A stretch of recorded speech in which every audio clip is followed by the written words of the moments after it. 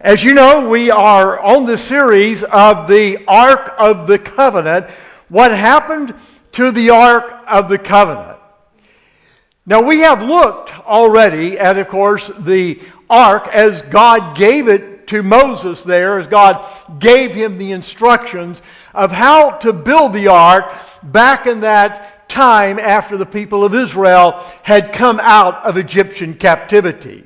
You may remember that God said, I want you to build this ark and this tabernacle, this tent building, so that I can have a tent and live with you.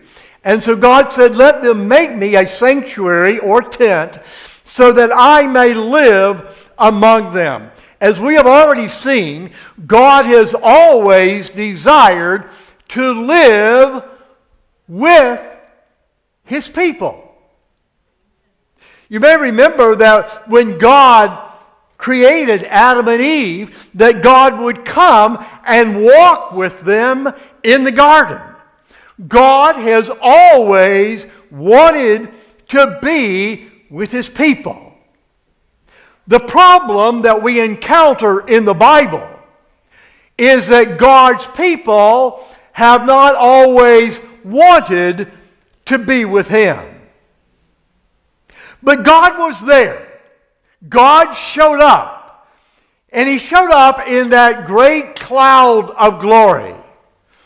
Whatever God was now shrouded in that cloud that was with the people of Israel, that went into the sanctuary, and there was over the mercy seat that contained what we call the Ten Commandments, or what contained that covenant that was now within the covenant box. You shall put the mercy seat on top of the ark, and in the ark you will put the testimony that I will give you. There I will meet with you. In the time of Israel, this was the place of God's visible presence, a shrouded visible presence that God had with His people.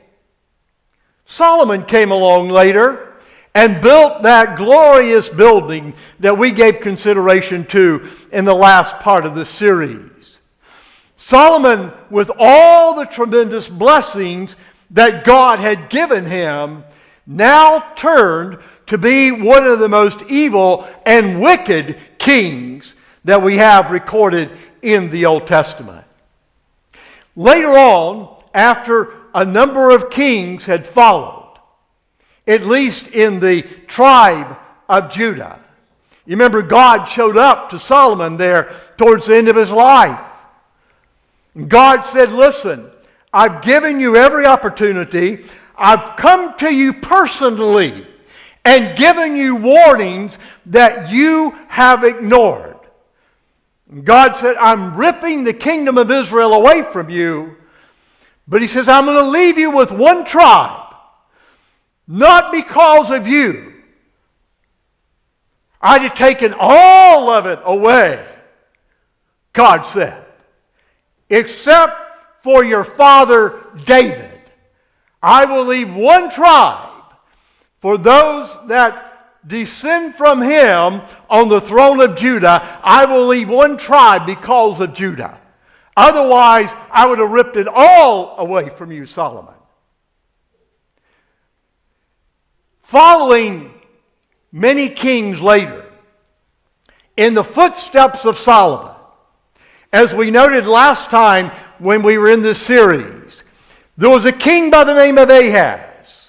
He came into the temple that Solomon had built, where God's presence was there, and he decimated the temple. He cut the vessels of the house of God in pieces. You know, the candlestick, the table of showbread, all of those things used in the worship, and shut up the doors of Yahweh's house. He was followed on the throne by his son, good King Hezekiah. Hezekiah cleaned up the mess that his father had created, reconstructed the vessels, refurbished whatever was left, no doubt remade others that were missing, and reopened the sanctuary. What happened in all of this with the Ark of the Covenant, the Bible doesn't tell us. But we do know that it was still in existence. So Hezekiah then reinstituted this worship in the sanctuary. And he said to the Levites, now we have come down to the time of good King Josiah. And we find that the ark is still around. We come to the last reference that we have of the ark being in the sanctuary.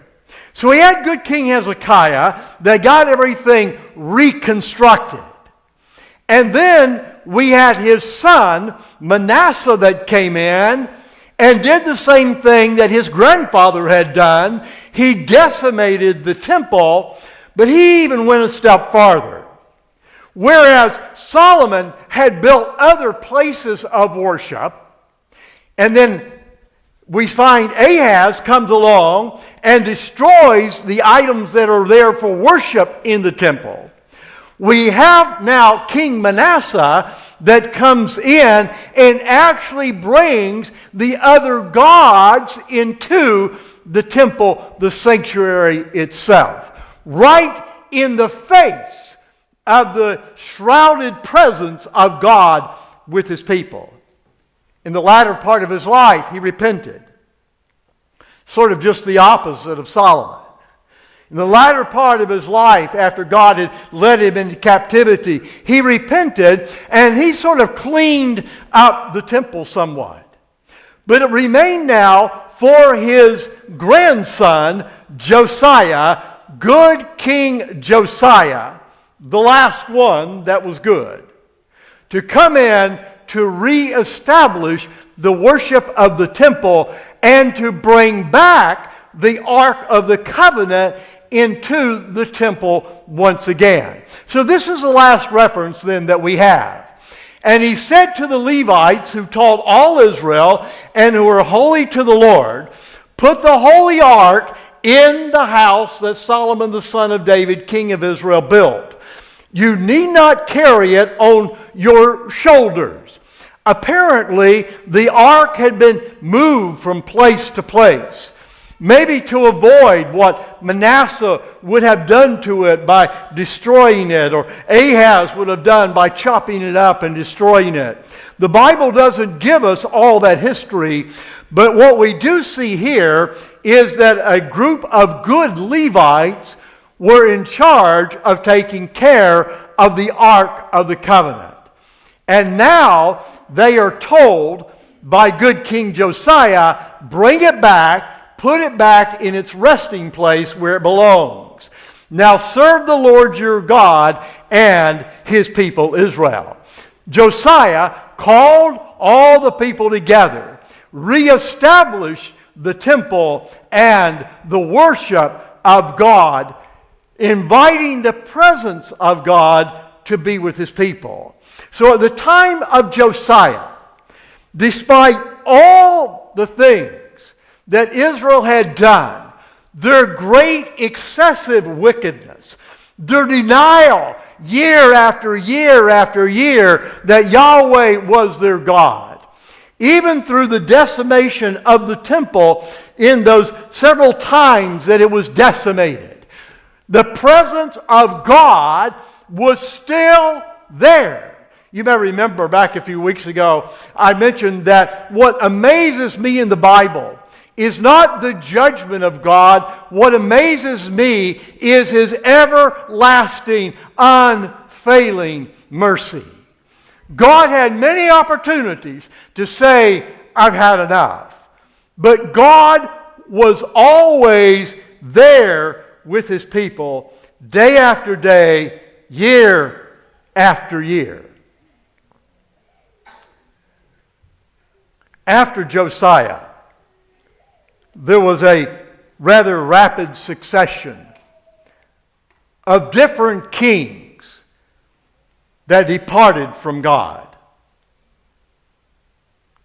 And so God sent the prophets, and he warned them that the final end was coming, when God's presence would depart from them, and the land of Israel would be decimated.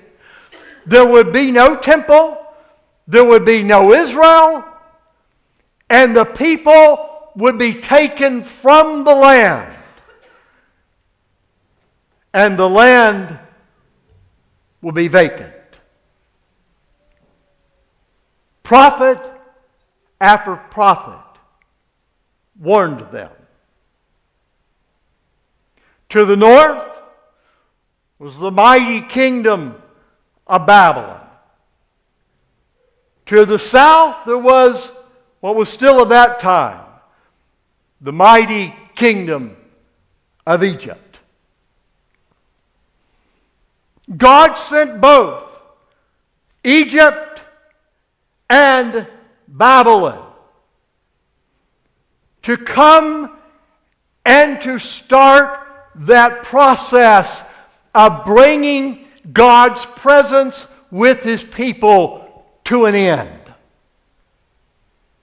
It was a warning. It was a period of probation before the end would come. We know that God is going to give a period of probation for his people today. He'll send warning after warning, message after message. But there comes a time of probation when God says it is coming to an end. It will be finished. So the Egyptian Pharaoh came up. But then King Nebuchadnezzar came down from Babylon. And in a warning, he took some of the people captive. You may remember Daniel, for instance. And he took some of the things, but the land at this point was not destroyed. The temple was still there. The Ark of the Covenant was there. Nebuchadnezzar also carried away, this is the first time he came, some of the vessels of Yahweh's house to Babylon and put them in the temple of his God. They had been warned, and now they were seeing the effects. God didn't do it all at once. He gave them more and more and more opportunities. So he came. Nebuchadnezzar gave the warning that doom is on the way. To see maybe if there were people would take advantage of the one last opportunity to listen. Jeremiah had warned them and said that Nebuchadnezzar is going to come back and he's going to finish the job. Yahweh of armies, the God of Israel, says concerning the vessels that are left, what remains there that Nebuchadnezzar did not take the first time. And in the house of the king of Judah and Jerusalem, they will be carried to Babylon. And there they will be until the day that I visit them, says Yahweh. I will bring them up and restore them to this place. So here in this message of doom, there was still the hope that someday a restoration would come. But God told them, through the prophets, Jeremiah in this case, that I am going to finish the work of decimating this land and departing from you, the work that happened under Nebuchadnezzar will come to a completion. We go to 2 Chronicles chapter 36, verse 16. God says to his people, I have sent my messengers and you mocked them. I have sent my prophets to you and you have ignored them. Then the Bible says, God says, I was angry. And God sent punishments. Even here near the end, Nebuchadnezzar just did that first incursion. But the land was still there. The temple was still there.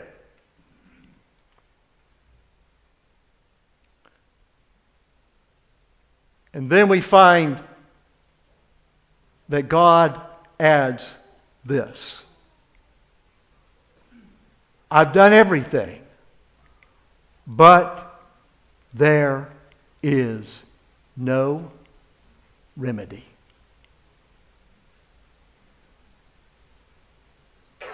No message, no medicine to cure. Nothing God could do. He had done everything he could. Nothing that he could do would change the hearts of the people.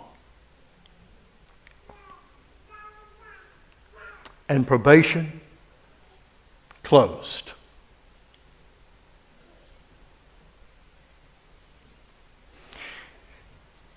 The unpardonable sin is not that God rejects his people.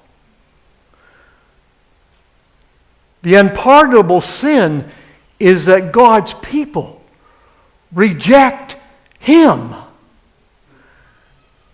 And God does everything that he can, but there comes a time when there is no remedy.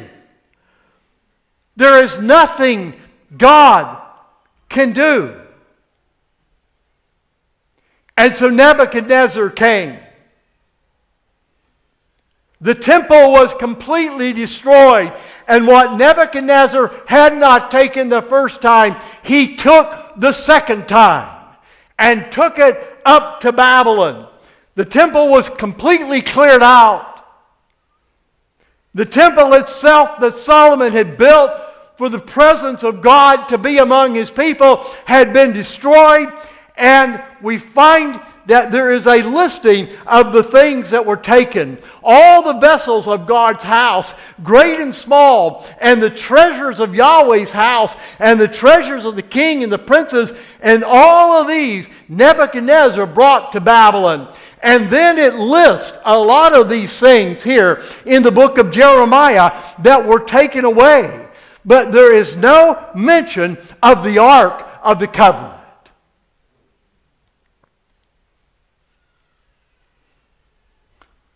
So it leaves, of course, the question, where did the Ark of the Covenant go?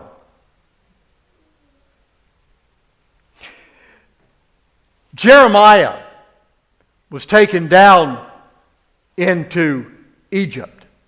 Here we have, towards the end of the book of Jeremiah, the men and the women, the children, the king's daughters, and Jeremiah the prophet, and Baruch the son of Neriah, and they came to the land of Egypt. So, while the king from the north, Nebuchadnezzar, had decimated the land and taken the people out of the land and destroyed the temple, during all of this that was going on,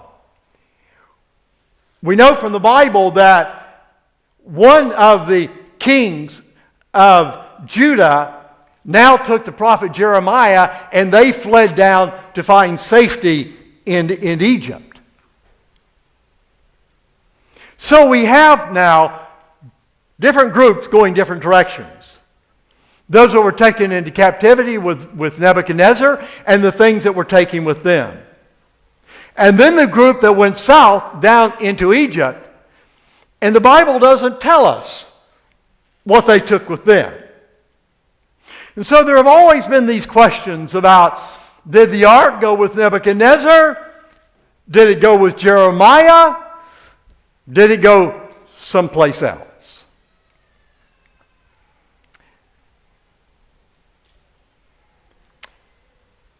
Jeremiah, back early in the book of Jeremiah, back in Jeremiah chapter 3, gave a startling prophecy. A prophecy that must have startled the people and left them in a state of incomprehension of what was the prophet talking about. Watch this. Return backsliding children, says Yahweh, for I am a husband to you. I will take one of you from a city and two of you from a family, and I'll bring you to Zion. So early in the book of Jeremiah, Jeremiah is already talking about the time when God brings his people back again, and he is able to be among them. But watch this. Watch this now.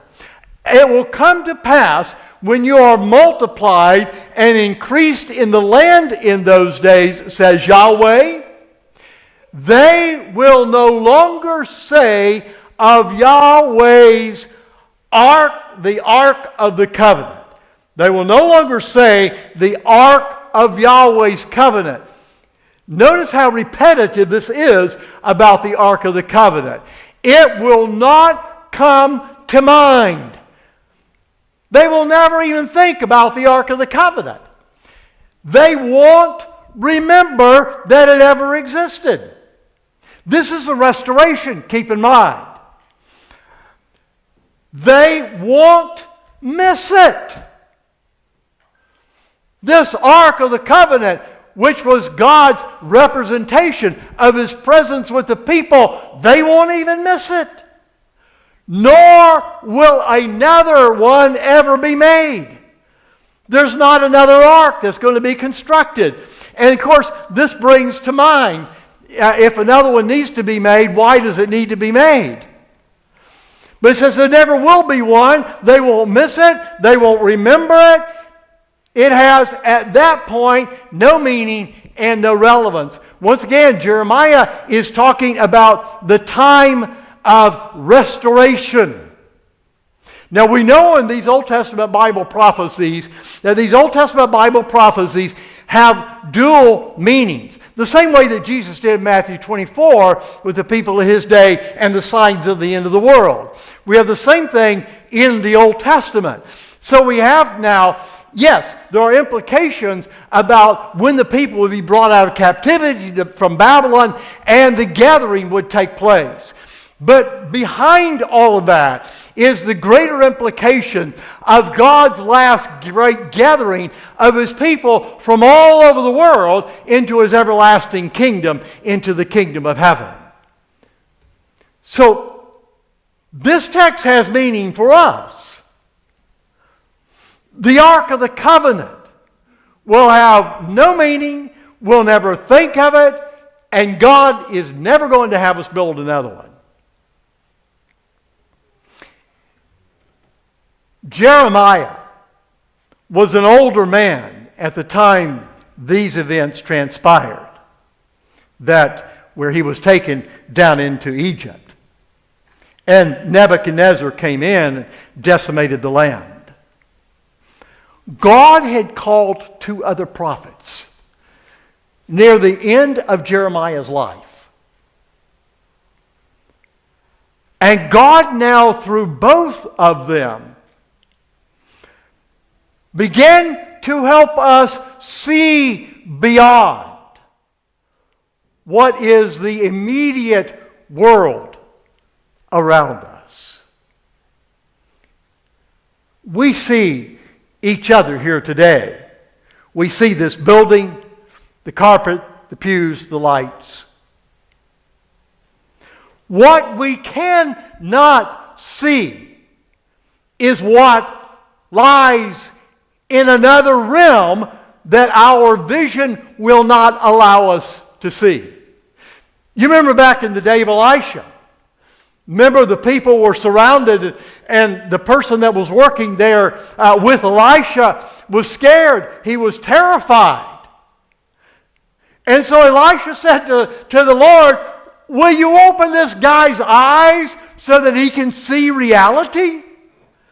And his eyes were open, and he looked up there on the mountains. He had no idea, but they were surrounded by the army of heaven. And the armies of the enemy down in the valley had no meaning to them because they were defended now by the armies of heaven. But before his eyes were open, all he could see were the armies of the enemy. He did not know about the other realm and what was taking place. In this building today, in our reality, there is another realm. The angels of heaven are here in this building. I can't touch them, I can't see them, I can't feel them, but they are here. The presence of God's Holy Spirit is here, and I guarantee you, wherever God shows up, Satan is there to undermine his work. But it's the world that we cannot see, and now God took this box that was in the world that others could see, that we could see. But it was simply a shrouding of the reality that existed. And so God now takes Ezekiel and Daniel also to some degree and says, listen, I want you to see the reality. And so Ezekiel was there in the land of Babylon, having been taken in the first captivity. And while all these things were going on over there in the land of Israel, those last few days as the country was falling apart, God revealed to him the reality that was represented by that cloud and that covenant box.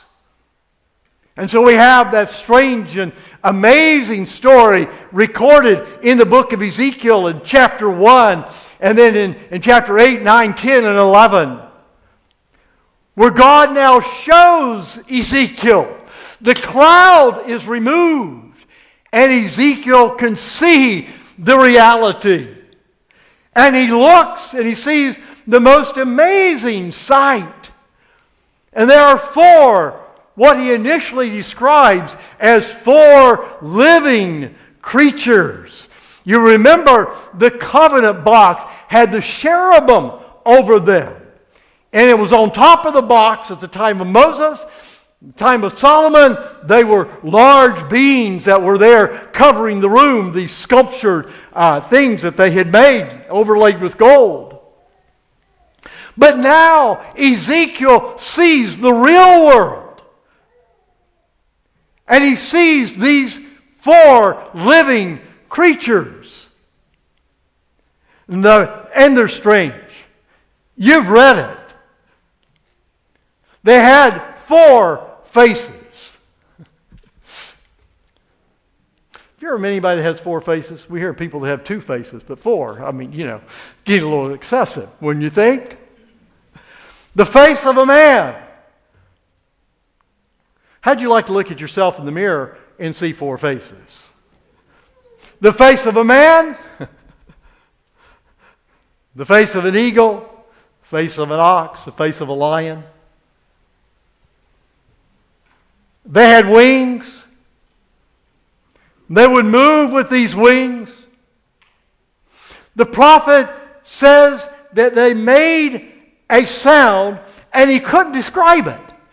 He says, first of all, it's like many, many rushing waters. He says, yeah, but maybe it sounded like the voice of the Almighty himself. He had a hard time. He couldn't come up with the right language to describe the noise that they made as they were flying. Above them, it looked like some kind of stone platform that was there. And as he looked at the creatures, they would move this way and move that way. And he says that their feet could move in every direction. And beside them were these wheels that were turning within wheels, and the wheels themselves had eyes on them. And these living creatures now holding up, or underneath as they were, that platform. And on that platform there was a throne, and on that throne was one that Ezekiel described as down below. He looked like a man, but down below he seemed like a burning fire, and then up above it was shining metal. And so he looked at that, and where the creatures went, the throne went. And what was shrouded in that cloud in the most holy place of the sanctuary, Ezekiel could now see the reality.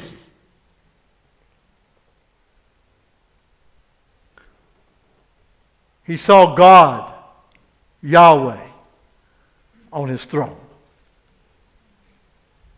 And he saw the cherubim that moved the throne of God wherever it would go.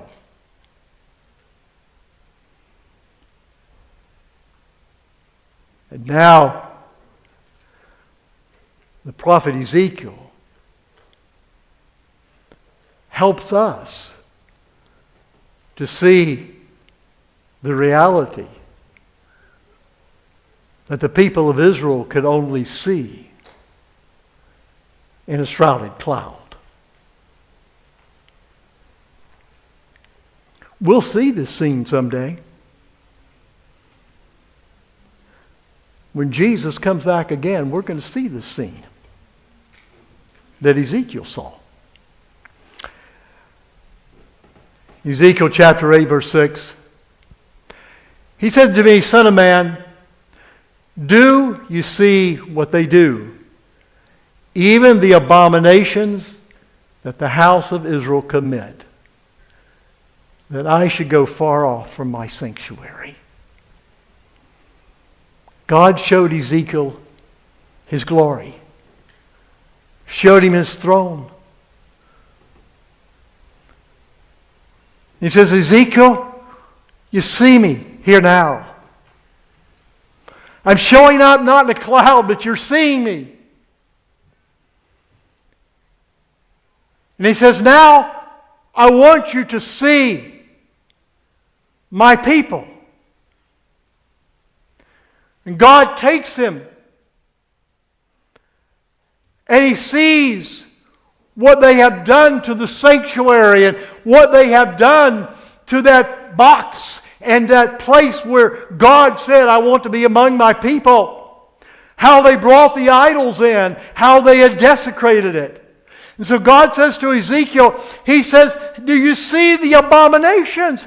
He says, "Ezekiel, there's a reason I'm leaving. There's a reason that decimation is coming." And he says, "Because of the abominations that they have done here, they have left me." And God says, "Now I am going to leave them. But you will again see yet other great abominations." And so God reveals to him. And we're not going to go through all of those, but here's one more. He says, about 25 men with their back towards Yahweh's temple turned their back on Yahweh and their faces towards the east, and they were worshiping the sun from the east, right there in front of God, worshiping what God had made. The sun would come up in the morning, and they would go to the temple, and they would turn their back on Yahweh. And God says, "The people have turned their back on me. They don't want me. And so I have no choice except I am leaving." So the land of Israel was decimated. The temple was destroyed. God's presence left.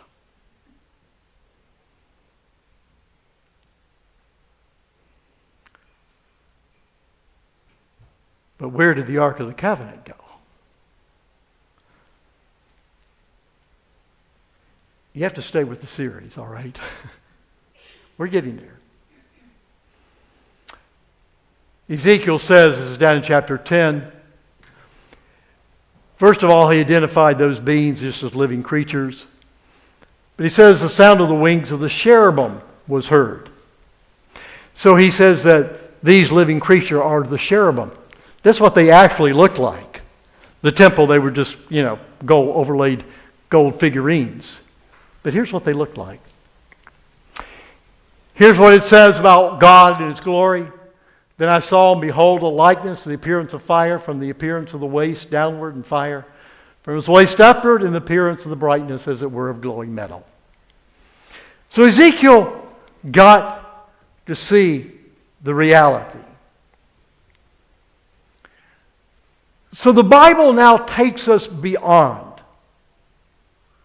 our focus on that literal gold box, and now turns our attention away from just that simple representation. But God now takes our attention through Ezekiel and also Daniel to see the reality of what lay beyond that.